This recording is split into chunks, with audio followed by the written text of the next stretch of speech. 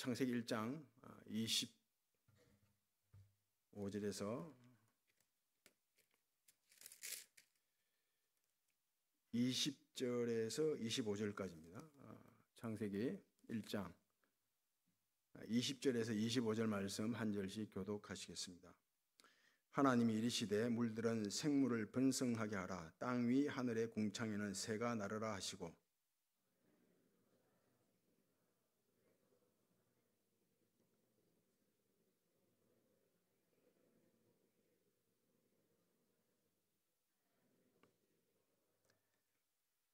하나님이 그들에게 복을 주시며 이르시되 생육하고 번성하여 여러 바닷물에 충만하라. 새들도 땅에 번성하라 하시니라. 하나님이 이르시되 땅은 생물을 그 종류대로 내되 가축과 기는 것과 땅의 짐승을 종류대로 내라 하시니 그대로 되니라. 하나님이 땅의 짐승을 그 종류대로 가축을 그 종류대로 땅에 기는 모든 것을 그 종류대로 만드시니 하나님 보시기에 좋았더라. 혼자 사는 것이 더 만족스럽고 행복하냐, 아니면 둘이 사는 것이 더 삶이 만족스럽고 행복하냐, 셋이 사는 것이, 그리고 4명 이상 사는 것이 더 삶의 만족도가 높고 행복도가 더 높으냐를 이렇게 통계 조사를 했는데, 둘이 사는 것이 가장 삶의 만족도가 떨어지고 또 행복하지 않다는 통계가 나왔습니다. 물론 둘이 사는데 이 둘이가 사고방식이 비슷하고 기질이 비슷하고 가치관이 같고 종교도 같고 성향 이런 것들이 성격 같을 경우는, 비슷할 경우는 행복해요. 둘이 사는 게. 그런 사람은 열에 1명 정도, 열에 1쌍 정도가 그렇고, 대부분의 경우는 둘이 함께 사는 것이 제일 삶의 만족도가 떨어지고 또 행복하지 않다는 그런 통계가 나왔습니다. 50만 넘어가면 이걸 실감하죠. 혼자 사는 게 더 편하죠. 아닙니까? 그래서 각방 쓰는 사람이 열에 9번 각방 쓰고, 같이 사는 게 굉장히 삶의 만족도를 떨어뜨립니다. 갈등이 많거든요. 갈등이 서로 달라서 사사건건 서로 다툴 일만 생기고 부딪힐 일만 생기는 거죠.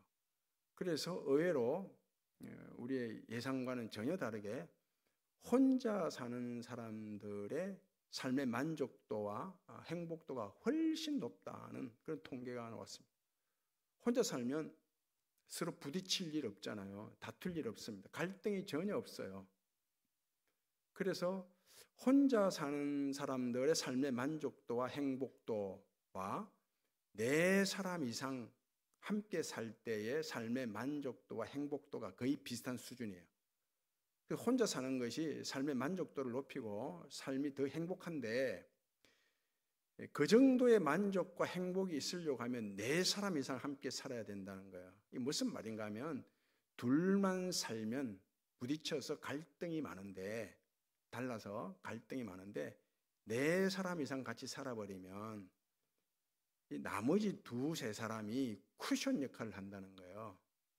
그 돌담 쌓을 때 보면 이 큰 돌 가지고 돌담을 쌓다 보면 중간에 구멍이 둠숭둠숭 나잖아요. 그러면 이 중간에 구멍 난 곳을 메울 때 쓰는 돌이 막돌이거든요. 아무짝에도 쓸모없는 돌을 가지고 이렇게 구멍 난 곳을 메우게 되죠. 이 막돌. 그 자녀들이 막돌 역할을 해서 이 조화를 이루게 한다는 거죠. 쿠션 역할을 하는 거예요. 그 뾰족한 것과 뾰족한 것이 딱 부딪히면 서로 찌르면 아프고 다치지만 중간에 쿠션이 있으면 괜찮잖아요. 쿠션이 있으면. 그래서 4사람 이상 살 때는 서로가 쿠션이 되어 자기 자리를 지키게 되고 또 조화롭게 되고, 그래서 한 사람이 살 때의 삶의 만족도와 행복도 정도는 충분히 누릴 수 있다라는 그 통계예요. 다 그런 건 아니고 그런 사람들이 더 많다는 것입니다. 이거 뭐 실감하실지 안 할지 모르겠는데 어쨌든 통계가 그렇습니다. 뭐 우리는 안 그럴 수도 있지만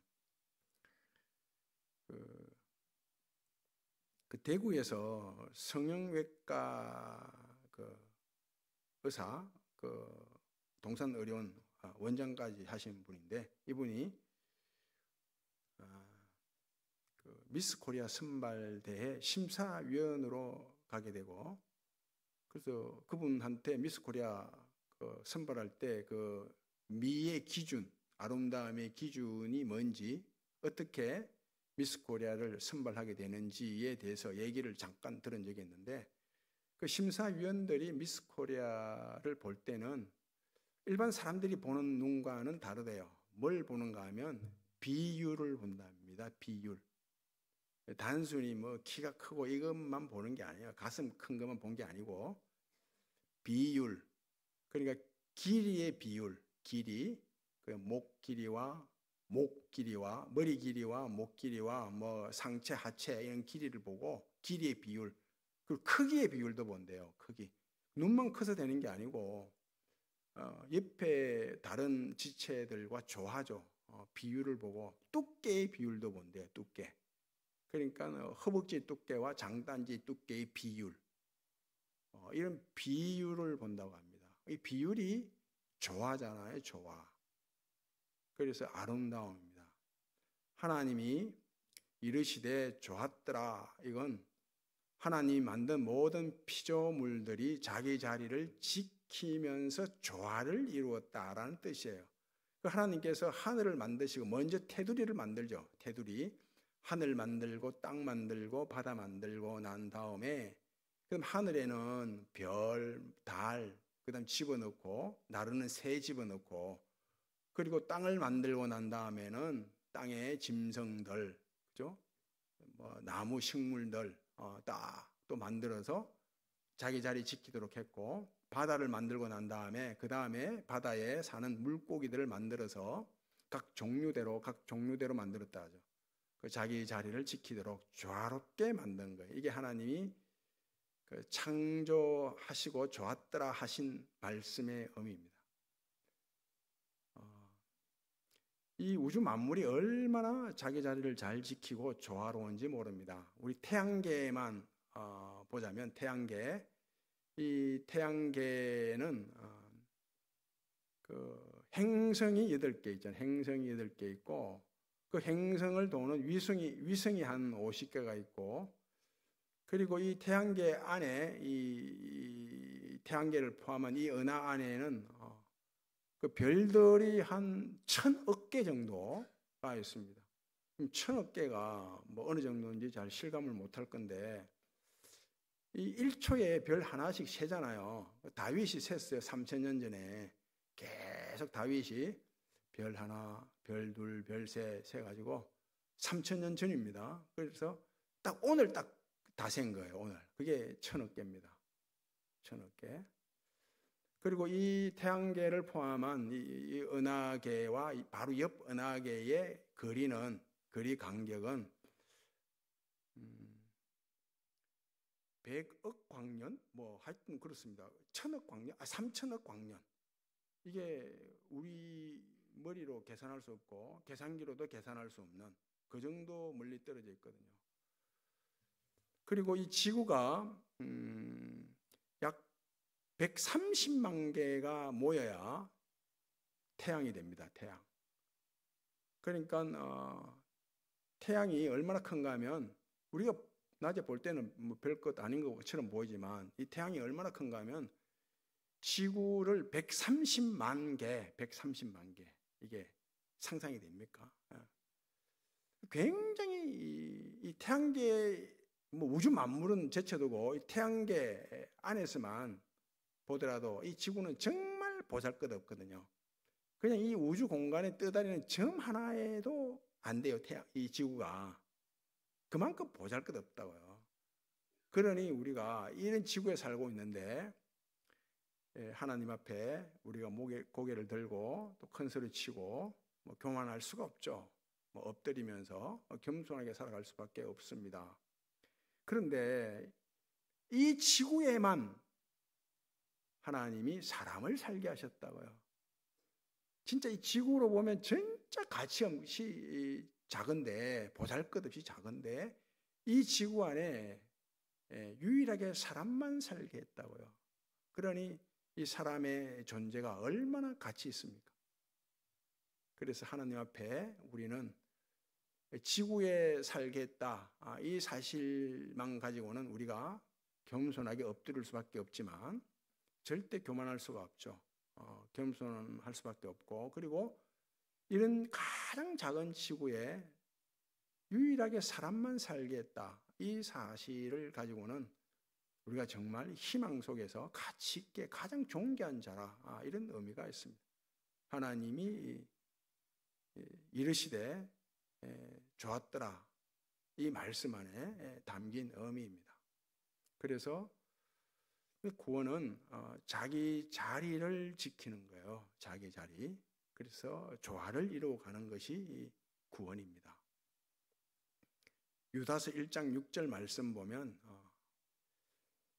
자기 자리를 지키지 아니하고 자기 처소를 떠난 천사들을 큰 심판 때까지 영원한 결박으로 어두움에 가둔다라는 말씀이 있죠. 그래서 죄라는 것은 결국 마귀도 그렇지 않습니까? 루시퍼, 천사장의 자리에서 이탈하는 거잖아요. 하나님처럼 되고자 자기 자리를 벗어나는 거예요. 이 타락이거든요. 타락. 그래서 자기 자리를 지키는 것이 좋아합니다. 하나님 보시기에 좋은 거예요. 누구나 어떤 사람도 자기 그릇을 가지고 태어나요. 인생의 그릇이죠. 그래서 자기 밥그릇은 가지고 태어난다, 이런 말들 하지 않습니까? 자기 그릇이 있어요. 자기 그릇, 인생의 그릇. 이것이 다 사람마다 크기가 다르죠. 그 모양도 다르고 색깔도 다릅니다. 그래서 그 그릇 안에 하나 둘 채우죠. 하나님의 은혜로, 하나님 주신 것으로 계속 채워가다가 다 채우게 될 때, 그때가 인생의 정점, 절정이고, 그 이후로는 또 하나 둘 비워내죠.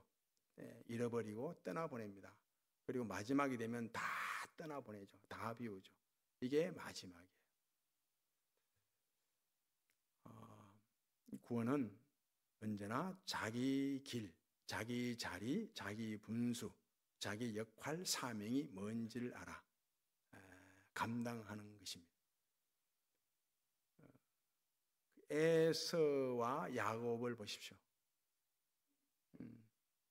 그 뱃속에 있을 때부터, 엄마 뱃속에 있을 때부터 둘이가 다투고 싸우잖아요.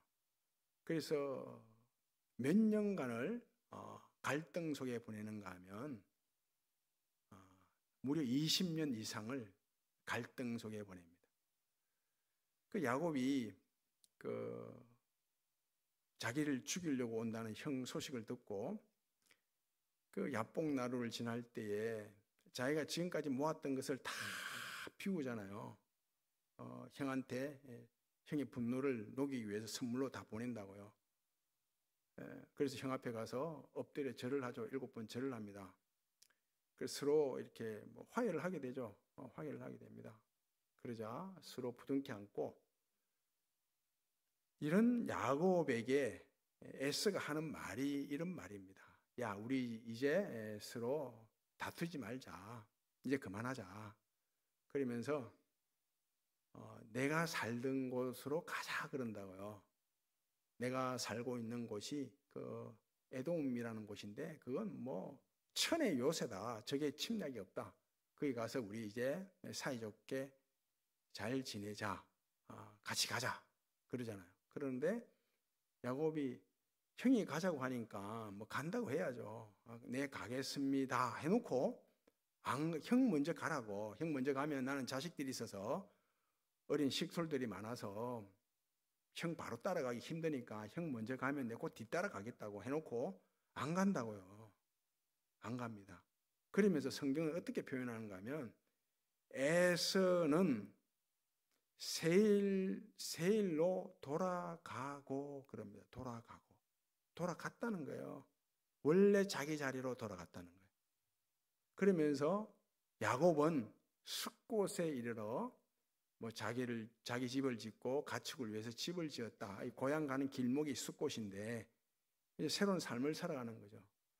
그래서 갈등이 있었는데 그 갈등을 해소하고 난 다음에 같이 살아갈 수도 있지만 성경은 같이 살아가는 것이 아니라 자기 자리로 간다는 거예요. 자기 자리로.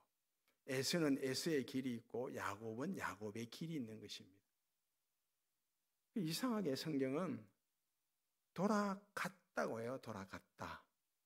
돌아와야 되는데 그 탕자가 아버지 집으로 돌아오잖아요. 아버지 품으로 돌아와야 되는데 이 아버지 품으로 돌아오는 것이 구원인데 돌아가 버렸대요. 그냥 자기 길 갔다는 거예요. 이게 좋아합니다. 어쩜 하나님 편에서 보면 이게 좋아요. 에서는 에서의 길을 가고 야곱은 야곱의 길을 가는, 이것이 자기 자리를 지키는 거예요. 자기 길을 가는 것입니다. 사울과 다윗도 마찬가지예요. 사울이 계속해서 다윗을 죽이려고 쫓아다니다 10수년을 그런 광야 생활을 하던 가운데 다윗이 오히려 사울을 죽일 기회를 얻잖아요. 무방비 상태에 있는 사울 죽일 기회를 잡았는데 사울을 안 죽이고 용서를 합니다. 첫 번째. 두 번째 또 그런 기회를 잡았어요.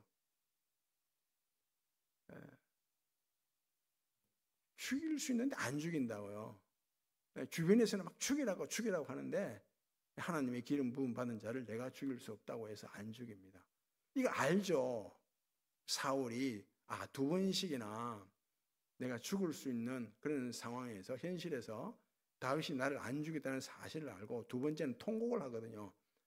내 아들아, 다윗을 향해서 사울이 하는 말이 내 아들아, 내 아들아, 내가 잘못했다. 그런다고요. 그러면 같이 이제 살아야 되잖아요. 그죠? 근데 같이 살지를 않습니다. 성경은 어떻게 말씀하는가 하면 사울은 자기 갈 곳으로 돌아가고, 그런 똑같은 말을 써요. 돌아갔다는 거예요. 자기 길 갔다는 거예요. 그리고 다윗을 향해서는 자기 길로 갔다. 그 다윗이 가는 길이 있고 사울이 가는 곳이 있는 거예요. 이게 좋아합니다. 자기 자리 지키는 것이고 자기 길 가는 거예요. 그러니까 신약에 오면 또 이 바나바와 바울이 2차 선교 여행을 준비할 때 이 마가를 데리고 갈 것인가 그냥 냅두고 갈 것인가를 가지고 둘이 크게 다투거든요. 이 마가가 1차 선교 여행에서 중간에 힘들어서 이런저런 사정이 있었겠죠. 사연이 있었어요. 돌아가 버렸거든요. 그래서 바울은 이 마가를 데리고 갈 수 없다. 그리고 바나바는 아니다. 저번에 한번 잘못했는데 그거 충분히 뉘우치고 한번 그 잘못은 병가지 상사라고 충분히 용납할 수 있는 것 아닌가. 이제는 데리고 가자. 그런데 데리고 갈 수 없다. 바울은 데리고 갈 수 없다. 마가는 데리고 가자. 그래서 싸우다. 그래서 갈라지는 거예요, 둘이가. 바울과 바나바가. 그 바나바는 마가를 데리고 선교 여행을 가고 바울은 마가 대신 실라를 데리고 선교 여행을 가요. 자기 갈 길을 갔다. 그럽니다. 자기 길이 있는 거예요. 자기 길이. 이게 자기 길을 가고 자기 자리를 지키는 것이 바로 이게 좋아합니다. 이게 구원이에요. 하나님 보시기에 좋은 거예요. 갈등이라는 말이 그거잖아요. 갈이 칡이고 등이 등나무죠. 이 칡 능굴은 칡은 딱 기대서 항상 시계 방향으로 감잖아요. 계속 오른쪽으로 감아요. 칡은 그래 감습니다. 그런데 등나무는 왼쪽으로 감거든요. 그리고 오른쪽으로 감는 칡과 왼쪽으로 감는 등나무가 만나면 엉키버리잖아요. 오른쪽으로 감고 왼쪽 감으니까. 그래서 갈등이에요, 갈등. 그런데 희한한 거는, 신비로운 것은 숲을 가보면 칡과 등나무가 엉켜 있는 모습을 볼 수가 없습니다. 그래서 서로 다를 때 사고방식이 다르고 기질이 다르고 성향이 다르고 가치관이 다르고 종교가 다를 때 갈등이 일어나요. 갈등. 이 갈등을 해소하고 푸는 방법은 그 칡능굴과 등나무가 엉켰을 때 이거 풀려면 어떻게 돼요? 잘라야 되잖아요. 자르지 않고는 절대 못 풉니다. 그래서 갈등이 있을 때, 엉켰을 때 잘라야 되는데 무엇으로 자르냐? 칼 같은 말씀이라는 거예요. 칼 같은 말씀이 있을 때 이 갈등을 풀 수 있는 것입니다. 이미 우주 만물을 보십시오. 다 자기 자리가 있잖아요. 태양도 있고 달 있고 1도라도 벗어나면 안 되는 거예요. 이 우주 만물이 돌아갈 때. 별들의 자리. 이 별들이 굉장히 아름답죠. 이게 큰 확대 망원경을 보면 이 별만큼 아름다운 그런 게 없거든요. 그런데 그 아름다운 별들이 다 죽어가는 별들도 굉장히 많아요. 소멸되어 가는 별. 그 죽어가면서 빛을 발하는데 그 빛이 그토록 아름답다고 합니다. 새로 생성되는 별도 있지만 다 자기 자리를 지켜서 조화롭게 돌아가는 거예요. 그런데 문제는 사람이에요. 사람은 조화롭지 못하죠. 봐요. 사람이 만든 비행기 서로 부딪히죠. 아무리 잘 만들어도 부딪힙니다. 이 사람이 만든 자동차 서로 충돌하잖아요. 배도 마찬가지고. 사람이 문제예요. 사람. 다 자연 우주 만물들, 피조물들은 자기 자리를 지키고 있는데 사람만큼 자기 자리를 지키고 있지 못하죠. 자기 분수를 모르고 자기 역할, 사명을 모르고. 그래서 갈등이 일어납니다. 보세요. 우리 가정에서도 남편이, 가장이 자기 자리를 지킬 때 아름답죠. 어머니, 엄마, 자녀, 가족들이 각각 자기 자리를 지키고 있을 때 그게 참 조화롭고 아름다워요. 그럼 직장에서 내 자리가 있잖아요. 내 자리를 지킬 때 그 내 자리를 이탈해서 그러면 갈등이 일어나 버려요. 그럼 교회에서도 마찬가지 아닙니까? 목사의 자리가 있고 장로의 자리가 있고 권사의 자리가 있고 집사의 자리가 있어요. 자기 역할이 있고 자기 사명이 있다고요. 자기 본분이 있죠. 이걸 지킬 때 조화로운 거예요. 그리스도인이 자기 자리를 지키는 그 자리가 어떤 자리입니까? 기도의 자리죠. 기도의 자리를 내가 지킬 때, 말씀의 자리를 내가 지킬 때, 내 역할, 본분, 사명이 뭔지를 알아. 봉사의 자리를 지킬 때 하나님 보시기에 좋았더라. 가장 아름답고 좋은 삶, 조화로운 삶을 살아갈 수 있습니다. 내 본분이 뭔지, 내 자리를 가정에서도 직장에서도 교회에서도 잘 지켜나가 하나님 보시기에 좋았더라. 조화로운 그런 복된 삶을 살아가는 은혜가 있기를 바랍니다. 아버지 하나님, 우리가 기도의 자리, 말씀의 자리, 봉사의 자리, 내 자리, 내 길, 내 본분, 내 사명, 내 역할이 뭔지를 알아 잘 지킬 때 조화롭게 됩니다. 하나님 보시기에 좋게 됩니다. 이런 은혜가 우리에게 있게 해 주옵소서. 예수님 이름으로 기도하옵나이다. 함께 기도할 때